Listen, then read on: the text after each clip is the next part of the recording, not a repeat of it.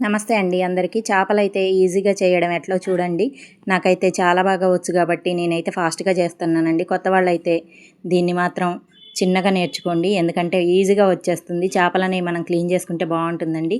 ఈ పాకురనేది ఫస్ట్ చాకుతో గీరుకుంటే చేపని మనకు పట్టుకోవడానికి వీలుగా ఉంటుందండి. ఇదైతే ఎవరైనా ఫస్ట్ ఇది అయితే తెలుసుకోవాలండి. కత్తిపీట పెట్టి చక్కగా కోసేసుకోవచ్చు. నేను రాజుగారి గురించి చెప్పిన యథార్థ సంఘటన ఏదైతే ఉందో అది ఇప్పుడు చెప్తానండి, వినండి. అసలు జరిగింది మొత్తం.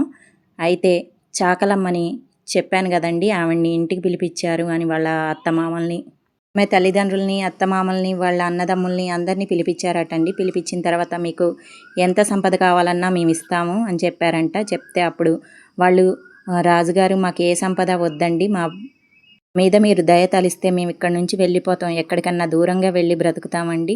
నా కొడుకు ఎంతో ఇష్టపడి చేసుకున్నాడు ఆ అమ్మిని, ఆమె లేకుండా వాడు బ్రతకలేడండి అని చెప్పినా కూడా రాజుగారు అయితే వినలేదటండి. వినకుండానే ఆయన చేసిన పని ఏమిటంటే గుర్రానికి ఆమెకి కలియకన్నది ఏర్పాటు చేయాలని అందరినీ ఊరి జనానికి టముకేసి వినిపించారటండి. వినిపించినప్పుడు కూడా ప్రజలు కూడా ఏంటిది, ఎక్కడా లేని ఘోరం ఇక్కడ జరగబోతుందని చాలా భయభ్రాంతులకి గురయ్యారట. అప్పుడు అందరూ భయంతో చాలా భయపడ్డారటండి. భయంగా ఉన్నారంట. ఆ రోజు ఎలా గడుస్తుంది, తెల్లవారితే ఇది జరగబోతుందని అందరికీ అర్థమైపోయిందట. ఊరు మొత్తం ఏకమయ్యారటండి. ఏకమై రాజుగారిని కాళ్ళ మీద పడి ప్రాధేయపడ్డారట. అయినా కూడా రాజుగారు వినలేదట. నా గుర్రానికంటే ఏది ముఖ్యం కాదు, నాకు ఏదైనా సరే తన తర్వాతనే అది అనుకున్నది జరగాల్సిందే, లేకపోతే నా గుర్రం నాకు దక్కదు అని చెప్పేసి రాజుగారు వాళ్ళకి గట్టిగా చెప్పారటండి. వేరే వాళ్ళు కూడా వచ్చి ఎంతగానో అడిగినా కూడా, వేరే రాజులు కూడా వచ్చి అడిగారట. అడిగినప్పటికీ కూడా వాళ్ళు ఈ విషయాలు తెలుసుకొని వచ్చి రాజుగారిని అడిగినా కూడా వాళ్ళు వినలేదట. ఆమెని తెల్లవారుజామున చక్కగా తయారు చేశారటండి. తయారు చేసి ఒక పెద్ద కట్ట అనేది ఉందండి మా ఊళ్ళో. ఆ కట్ట మీద దానికి ఏర్పాటు చేసి వడ్రంగి వాళ్ళని పిలిచి చెక్కలు కొట్టించారటండి. చెక్కలు కొట్టించి ఆ కట్ట మీద ఏర్పాటు చేసేసరికి అప్పుడు వాళ్ళందరూ ఏకదాటిగా ఏడుస్తున్నారటండి. చాకలమ్మ అయితే భయభ్రాంతికి గురయ్యి ఆమె ఏకదాటిగా ఏడుస్తూనే ఉందట. వద్దు వద్దు అని ఎవ్వరు చెప్పినా కూడా వినకుండా రాజుగారికి భయపడి వాళ్ళందరూ వాళ్ళని ధిక్కరించలేక అక్కడ నిల్చొని చూస్తున్నారటండి ఏం జరుగుతుందా అని. తెల్లవారుజామున మొదలుపెట్టింది అది మొత్తం కూడా పని 10 గంటల వరకు చేశారటండి. ఏర్పాట్లు చేసిన తర్వాత అప్పుడు ఆ గుర్రాన్ని కలయడం కోసం చెక్క అనేది వడ్రంగి వాళ్ళతోటి కొట్టించారటండి. కొట్టించి ఆమెని దాని మీద పడుకోబెట్టి గుర్రంతో కలయిక జరిపారట. జరపగానే అప్పుడు ఆమె రక్తస్రావం జరుగుతూ ఉండగా ఆ కట్ట మొత్తం ఏరై పారిందటండి. ఆ రక్తం ఏర్లై పారినప్పుడు ఆమె శాపమైతే పెట్టిందట. ఈ ఊరు ఆడబిడ్డలందరూ ఏకదాటిగా ఏడుస్తూనే ఉంటారు. ఈ ఊరికి నుంచి పోయే బిడ్డలు చక్కగానే ఉంటారు కానీ ఈ ఊరు బిడ్డలు ఏడుస్తూనే ఉంటారు కానీ ఎక్కడి నుంచో వచ్చిన కోడళ్ళు మాత్రం సుఖంగానే ఉంటారు కానీ ఈ ఊరు ఆడబిడ్డలు నా గోస చూస్తూ కూడా ఏ ఒక్కళ్ళు చలించలేదు, ఇది ఆపలేకపోయారు అని శాపం పెట్టిందట. అప్పుడు ఆ శాపం అది నిజమండి. మా ఊరికి మాత్రం, మా ఊళ్ళో ఉన్న వాళ్ళకి కష్టాలంటూ లేని వాళ్ళు ఎవ్వరూ లేరు. ఎంత ఆస్తిపాస్తులు ఉన్నా కూడా ఈ ఊరు ఆడబిడ్డలకి కష్టాలే ఉన్నాయండి. ఆ విషయం చాలామందికి తెలుసు. అయితే ఆ రక్తం ఎక్కడి దాకైతే పారిందో అది మొత్తం ఇట్లా ఘాటీలాగా పడిపోయింది. ఆ ఘాటీ అనేది కట్ట మొత్తం పోయి ఘాటీ పడగానే గడియ కట్ట అని అంటారండి దాన్ని మాత్రం. అది మొత్తం ఇప్పుడు రుజువులకు కూడా అదైతే ఉందండి. అవే కాదు, వాళ్ళ కోటలు ఇవన్నీ కూలిపోయినా కూడా, వాళ్ళ సంస్థానం మొత్తం పాడైపోయినా కూడా రాజులవి వాళ్ళు చేసిన పనులైనా, మంచి పనులైనా చెడ్డ పనులైనా గుర్తుండడానికి మనకి ఇవి మాత్రం ఆనవాళ్ళండి. ఆ చాకలమ్మ పెట్టిన శాపంతో ఇప్పటికీ మా ఊరు వాళ్ళు సుఖంగా అయితే లేరండి. చాలామంది భర్తలు చనిపోయిన వాళ్ళు ఆడవాళ్ళు అయితే ఎక్కువే ఉంటారు కానీ భర్తలు చనిపోయిన వాళ్ళే ఎక్కువగా ఉన్నారండి మా ఊళ్ళో అయితే. చాలామంది ఆడపిల్లలు కూడా ఎప్పుడు చూసినా ఏదో ఒక కష్టంతో ఉంటున్నారు కానీ సుఖంగా ఉన్న వాళ్ళైతే లేరండి. ఇది మాత్రం యథార్థ సంఘటన. నా చిన్నప్పటి నుంచి నేను చూస్తున్న వాళ్ళు కూడా చాలామంది ఎంతో గోసతోటి బాధింపబడే వాళ్ళు ఇక్కడైతే చాలామంది ఉన్నారు. అసలు ఎక్కడో మంచిగా భార్యాభర్తలు ముసలి వాళ్ళు అయ్యేదాకా కలిసి ఉంటారు కానీ మా ఊళ్ళో మాత్రం పెద్ద జంటలు అన్న వాళ్ళు లేనే లేరండి. ఎక్కడో ఒకళ్ళు ఉంటే తప్ప పెద్ద జంటలు పెద్దగా ఇద్దరు కలిసి ఉన్న వాళ్ళైతే లేరు. ఎక్కువ పాపం భర్తలు చనిపోయి భార్యలే మాత్రమే చాలామంది ఉన్నారు మా ఊళ్ళో అయితే. కానీ ఆడబిడ్డలకి మాత్రం అందరికీ ఈ విషయం తెలుసండి. ఆ చాకలమ్మ ఏడుపు మా ఊరికి కొట్టుకుందని, మేమందుకే ఇలా అనుభవిస్తున్నామని ప్రతి ఒక్కరికి తెలుసు. ఎన్ని పూజలు చేసినా దాన ధర్మాలు లేకుండా చేయకూడదండి ఎవరైనా సరే. ప్రతి వారు ఉపవాసం చేస్తున్నామంటారు, కానీ ఆ ఉపవాసానికి అర్థం ఏంటంటే, ఆ ఉపవాసం మనం చేసిన రోజు ఎవరికో ఒకళ్ళకి ఆ అన్నాన్ని దానమైతే చెయ్యాలండి. అది దేవుడు మెచ్చే పని. మనకి ఎవరైనా సరే ఈ ఆలోచనతోటి ఉంటే ఎదుటి వాళ్ళ కడుపు నిండుతుందని నా ఆలోచన అండి. ఎప్పుడైనా సరే ఇవాళ అయితే అసలు నాకు అన్నదానం పెట్టే పని ఉంది, కానీ గ్యాస్ లేదండి. గ్యాస్ లేకపోయేసరికి ఇబ్బంది అవుతుంది. ఎందుకంటే వండేది ఎక్కువ వంట కాబట్టి, పొయ్యి మీద చేసినా కూడా ఎండ బాగా కొడుతుంది కాబట్టి కంపల్సరీగా నేను ప్రతి నెల చేస్తానండి ఆ పని. నా వీడియోస్ గినక మీకు నచ్చితే, నిజం అన్నది వాస్తవం అన్నది తెలుసుకోండి. కొంచెం ఎవరైనా సరే ఎప్పుడైనా ఎదుటి వాళ్ళకి ఆకలి అన్నప్పుడు వాళ్ళని చూసుకుంటూ మనమైతే తినకూడదండి. మనం తినే దాంట్లో అయినా కొంచెం అనేది దాన ధర్మం చేయాలని నా అభిప్రాయం. మీకు ఇట్లా ఇష్టమైతే ఎవరైనా నా వీడియోనైతే లైక్ చేయండి. ఎప్పుడైనా చూసారా నా వీడియోస్లో అన్నిట్లో మీరు ఏదైనా కూడా ఇంటి పనులు వంట పనులు అన్నీ ప్రతి ఒక్కటి ఉంటాయండి. ఎవరైనా గార్డెనింగ్ వర్క్ కానీ ఇవన్నీ నేర్చుకోవాలనుకుంటే నా వీడియోస్లో ప్రతి ఒక్కటి ఉంటుందండి. టైలరింగ్ వర్క్ కానీ చూసి నేర్చుకోవచ్చండి.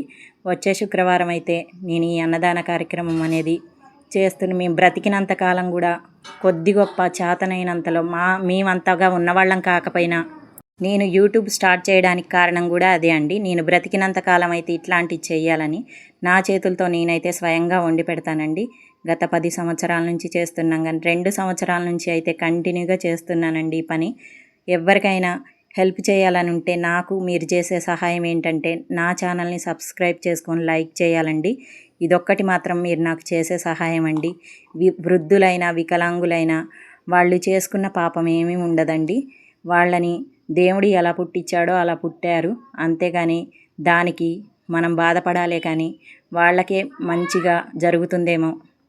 మనం చేసే పూజలు ప్రతిఫలం ఇచ్చేది మాత్రం ఈ దాన ధర్మాలే అని నేనైతే నమ్ముతానండి. ఎందుకంటే మనకి కోట్లు అక్కర్లేదండి. సహాయం చేసే గుణం ఉంటే చాలు ఎవరికైనా సరే. అది మంచి మనస్సుతోటి అర్థం చేసుకోగలిగితే నా ఛానల్ని సబ్స్క్రైబ్ చేసుకోండి. ఎందుకంటే మీరు నాకు సహాయం చేసిన వాళ్ళు అవుతారని నేనైతే అనుకుంటున్నానండి. ఈ ఒక్క విషయం మాత్రం గమనించండి. ఎవరైనా సరే నా వీడియోస్ అయితే ఇంతవరకు నేను అన్నదానం చేసే వీడియోస్ అయితే పెట్టలేదండి. ఇక నుంచి మీకు ఆ వీడియోస్ కూడా పెడతాను. ఎందుకంటే అది చెప్పుకోవడం మంచిది కాదని నేను అనుకున్నాను, కానీ నాకు కూడా కొంచెం ప్రాబ్లమ్స్ అనేవి ఉన్నాయండి. దానివల్ల నేను ఈ యూట్యూబ్ ఛానల్ అయితే స్టార్ట్ చేయడం జరిగింది. నా ముఖ్య ఉద్దేశం అయితే అదేనండి. మీరు అర్థం చేసుకొని నాకైతే సహాయం చేయాలని నేనైతే అడుగుతున్నానండి. మీరు ఏమైనా అనుకోండి, ఇది మీరు ఒక బీదలకి ఒక కడుపు నింపగలిగితే దానికంటే మంచిది ఏది ఉండదండి. వృద్ధులైనా సరే వికలాంగులైనా సరే అట్లాంటి వాళ్ళకి మనం సహాయం చేయాలండి. మంచిగా నేను చాలా వీడియోస్లో చూస్తున్నానండి, మంచిగా ఉన్న వాళ్ళకి ఆరోగ్యంగా ఉన్న వాళ్ళకి అన్నదానం చేస్తున్నారు. వాళ్ళని మనం సోమరిపోతులను అయితే చెయ్యొద్దండి. ఎందుకంటే దేవుడు మనకి కాళ్ళు చేతులు సక్రమంగా ఇచ్చాడు కాబట్టి మనం చేయగలిగే పని మొత్తం చేయాలండి. ఆడవాళ్ళైనా సరే మగవాళ్ళైనా సరే అడుక్కొని తిని బ్రతకూడదండి నా దృష్టిలో. అవి చేతగాని వాళ్ళకే మనం అన్నదానం చేయాలి, కానీ అన్నీ ఉండి కాళ్ళు చేతులు సక్రమంగా ఉండి వాళ్ళు వయసుగా ఉన్న వాళ్ళకైతే అన్నదానం చేయనవసరం లేదండి. ఎవరైనా సరే ఇదొక్కటి మాత్రం గుర్తుపెట్టుకోండి. వాళ్ళు రోడ్ల మీద బిచ్చగాళ్ళలాగా ఉన్నప్పుడైనా వాళ్ళని మీరు ప్రశ్నించండి. ఎందుకు మీరు అడుక్కుంటున్నారు, అసలు మీకు ఏంటి ప్రాబ్లం అని అడగండి. వాళ్ళప్పుడు ఏం చెప్తారో దాన్ని బట్టి అర్థమవుతుందండి. అంతేగాని మంచిగా బలంగా ఉన్న వాళ్ళని కూడా మనమైతే అన్నం పెట్టి సోమరిపోతులను అయితే చేయొద్దండి. ఆకలి అనేది అందరికీ ఒకటే నా దృష్టిలో. కాకపోతే మనం చేతగాని వాళ్ళకి ఇచ్చినట్లయితే అది మనకి మంచిది. చేతనైన వాళ్ళకి ఇస్తే మాత్రం అది వాళ్ళని మనం సోమరిపోతుల్లాగా చేసిన వాళ్ళం అవుతాం. చిన్నపిల్లలు కూడా చాలామంది నేను అన్నం పొట్లాలు ఇచ్చేటప్పుడు కానీ చూస్తున్నానండి. చిన్న చిన్న పిల్లలు ఉన్నారు. అసలు ఒక్కసారి కాదండి, నాకు 2 సార్లు ఎదురైన సంఘటన ఏంటంటే, నేను వేరే వాళ్ళకి పెద్దవాళ్ళకి వికలాంగులకి ఇచ్చిన తర్వాత చిన్నపిల్లలైతే ఇద్దరు 2 సార్లు అండి ఈ సంఘటన నాకు జరిగింది. మా తమ్ముడు వచ్చాడు. వచ్చిన తర్వాత అప్పుడు ఏం జరిగిందంటే ఆ పాప వచ్చి అన్నం పొట్లం అడగడం జరిగిందండి. అయిపోయినాయి అప్పటికి. తీసుకుపోయిన 60 పొట్లాలు కూడా అయిపోవడం వల్ల నాకైతే చాలా బాధ అనిపించింది. ఎమ్మటే మా తమ్ముడైతే 50 రూపాయలు తీసి ఆ పాపకైతే ఏమన్నా తినమ్మా అని ఇచ్చాడండి. 2 సార్లు ఇలాగే జరిగింది. నేను పెట్టే దాంట్లో ఇంత చిన్న పిల్లకి ఇయ్యలేకపోయానే అనే బాధ అయితే కలిగిందండి. నేను ఒక విషయం చెప్తున్నాను. ఫ్రీ బస్ పెట్టినప్పుడైతే నేను ఎక్కడికన్నా వెళ్ళాలంటే ఫ్రీ బస్లో వెళ్ళానండి 4-5 సార్లు. అప్పుడు బస్ స్టాండ్లో వికలాంగులను చూశాను. నేను ఆ ఫ్రీ బస్కి వెళ్ళిన టిక్కెట్ డబ్బులు కూడా నేను వాళ్ళకైతే దానం చేశానండి. ఎందుకంటే గవర్నమెంట్ మన కోసం పెట్టింది కాబట్టి ఈ డబ్బుల్ని మనం ఎందుకు వేరే వాళ్ళకు ఉపయోగించకూడదనే ఆలోచనతోటి నేను నిలబడి కూడా 2-3 సార్లు ఆ బస్ ఎక్కి ఆ డబ్బులైతే నేను బస్ స్టాండ్లో వికలాంగులకైతే ఇవ్వడం జరిగిందండి. ఇది నమ్మినా నమ్మకపోయినా నేను చేసే నిజమైన పనులని మీరు అర్థం చేసుకుంటే మంచి మనసుతోటి అదే నాకు చాలండి. ఎందుకంటే ప్రతి ఒక్కళ్ళు వీడియోస్ చేస్తున్నారు, కానీ దాంట్లో ఏదో ఒక అర్థం ఉండే చేస్తున్నారండి. ఎవ్వరు దేనికోసం చేస్తున్నారో మీరందరూ చూస్తున్నారు. చాలామంది హెల్ప్ చేసే వాళ్ళైతే నేను చాలామందిని చూస్తున్నానండి వీడియోస్లో. ఎంత బాగా చేస్తున్నారో అసలు. మనం చేసేది ఏంటంటే వాళ్ళ వీడియోస్కి లైక్ చేసి సబ్స్క్రైబ్ చేస్తే చాలండి. వాళ్ళ వీడియోస్ అనేవి ముందుకు పోతాయి. డిస్లైకుల వల్ల అయితే వెనక్కి పోతాయండి వీడియోస్. అదే అందరికీ తెలుసు. కానీ మనం మంచి చేస్తున్నామా చెడు చేస్తున్నామా అనేది ముందు మన మనసుకు తెలియాలండి. మనసుకి తెలిస్తే ఎప్పుడైనా అది దేవుడికి తెలుస్తుంది. మనసులో ఏది కోరుకున్నా జరుగుతుందనేది నాకైతే గట్టి నమ్మకం అండి. దేవుడికి దీపారాజన చేయడమే కాదండి, అప్పుడు మనం సక్రమంగా కూర్చొని ప్రశాంతంగా దేవుణ్ణి ఏదడిగినా ఇస్తాడనేదైతే నా నమ్మకం అండి. అది నా విషయంలో జరిగింది. మీకు కూడా జరిగితే మాత్రం కామెంట్ రూపంలో అయితే నాకు తెలియజేయండి. చేపలు చేయడం చూశారు కదండి. మనమైతే ఈజీగా చేసుకోవచ్చండి చేపలు అనేవి. ఎవరైనా రాని వాళ్ళు ఉంటే మాత్రం ఈ వీడియో చూసి నేర్చుకోవచ్చండి.